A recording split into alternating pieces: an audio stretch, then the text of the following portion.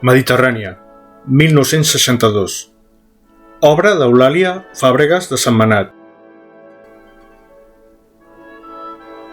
Mediterrània és una escultura en marbre, obra d'Eulàlia Fàbregas de Sentmenat, instal·lada en una font a l'accés dels jardins del Palau de Pedralbes. Mediterrània és una escultura en mármol, obra d'Eulàlia Fábregas de Sentmenat, instalada en una fuente en el acceso de los jardines del Palau de Pedralbes.